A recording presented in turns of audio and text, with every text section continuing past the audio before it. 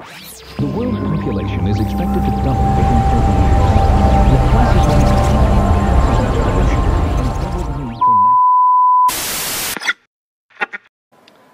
Vamos, nos encaminamos, enderezamiento, ¿no? Es la palabra que ayer me llamó la atención, desde lo real del trauma, fue el tema del 9º Congreso de la AMP en abril pasado en París, lo real que se vincula a la experiencia traumática, vamos desde ese real hacia el imperio de las imágenes, que va a ser el tema del próximo ENAPOL, en el año 2015, y de lo imaginario del cuerpo hablante, que va a ser el tema del próximo Congreso de la AMP en Río de Janeiro en 2016. Es decir, vamos desde un real imposible de simbolizar por el lenguaje, un real que se escapa a las palabras, hacia la multiplicación de símbolos y de imágenes del cuerpo hablante, de lo que hemos llamado el cuerpo hablante y que sigue siendo un enigma en realidad. Me parece una ordenación que tiene su lógica en la experiencia analítica.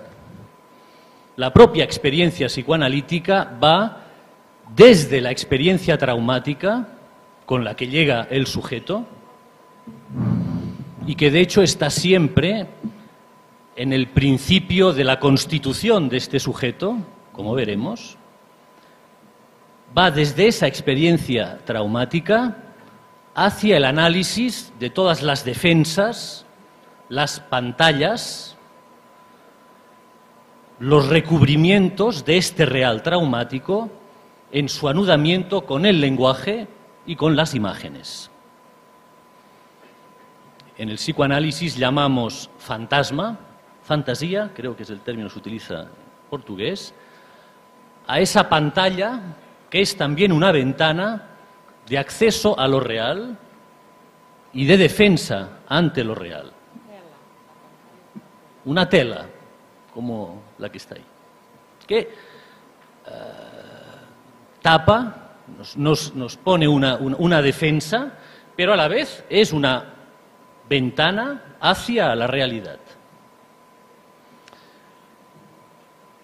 Todo eso se ordena, ese fantasma se ordena alrededor del ombligo de lo real, como ya Freud llamó a ese punto a propósito de la construcción simbólica del sueño, y que está en el corazón del ser que habla, del par-l'être, para retomar un término que ya ha aparecido en estas jornadas, en este encuentro, en diversos momentos, el par-l'être del cuerpo hablante, del cuerpo que habla.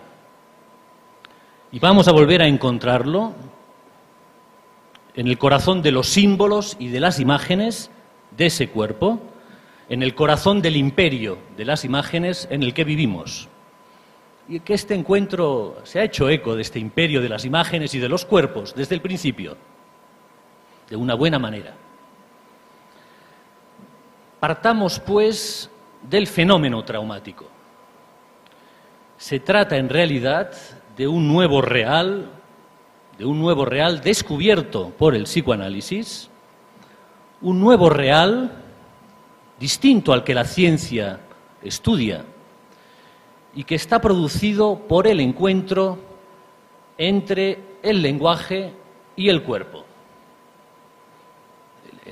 La intrusión misma del lenguaje en los cuerpos. Soy un traumatizado del malentendido, sostenía Jacques Lacan hacia el final de su enseñanza. Un traumatizado por el malentendido que el lenguaje introduce en el ser que habla, en el cuerpo hablante. Y precisaba lo siguiente, decía: todos ustedes ¿Qué son sino malentendidos? El llamado Otto Rank, famoso psicoanalista, alumno de Freud, el autor del famoso Trauma del Nacimiento, de su texto Trauma del Nacimiento, el llamado Otto Rank, seguía observando Lacan, se acercó a ello al hablar del traumatismo del nacimiento. Traumatismo, dice Lacan, no hay ningún otro. El hombre nace malentendido. Y el primer malentendido del lenguaje es esa separación entre significante y significado que Lacan retomó de la lingüística de su tiempo, de la lingüística de Saussure. El malentendido en la vida de cada sujeto es en cada caso el deseo del otro que lo precede. El deseo de sus padres en primer lugar, que le han dado nacimiento. Cada uno es en este sentido el fruto de un malentendido entre los padres. Del encuentro más o menos fortuito de sus historias, a través de sus encuentros y desencuentros, y también de lo que veremos que es el malentendido entre los sexos. ¿Por qué el malentendido debería ser traumático para el sujeto? En primer lugar, porque hace aparecer una fractura en la significación. Hace aparecer el sinsentido en el sentido. Cuando hay un malentendido, incluso entre las lenguas también, hay una aparición del sinsentido en el sentido. Lo inesperado de lo que creíamos haber comprendido.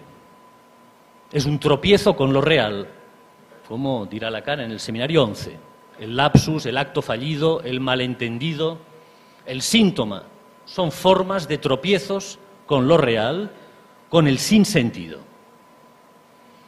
Así el malentendido sigue la misma lógica temporal que el trauma, que Freud ya situó entre dos tiempos. Freud situó muy pronto en su obra, estudiando los traumas del sujeto histérico, situó dos tiempos necesarios para que hubiera una experiencia traumática. Y van a encontrar de una manera muy simple esto explicado en su texto del proyecto de una psicología para neurólogos, del año 1895, es decir, un texto casi pre-freudiano, donde a propósito del caso Emma, un caso muy breve, estudia la construcción de una experiencia traumática a través de dos tiempos. Un primer tiempo en la infancia, con un acontecimiento que queda inscrito sin un sentido preciso. La muchacha entra en una pastelería y ve riendo al dependiente, y hay un pellizco en los genitales de ese dependiente que a ella no le sugiere nada en ese momento. Hay un encuentro con lo real sin sentido, y un segundo tiempo que le dará retroactivamente, Nachtraglichkeit, dirá Freud, una significación traumática. Es decir, que es necesario dos tiempos para que un acontecimiento se convierta en traumático. Y es ahí donde aparecerá una significación traumática de ese acontecimiento, solo que entre los dos momentos habrá un acontecimiento muy importante, y es la aparición de la pubertad en la vida de Emma, es decir, la aparición de un goce en el cuerpo hablante, de un nuevo goce, el goce sexual. Population is expected to double within 30 years. The classes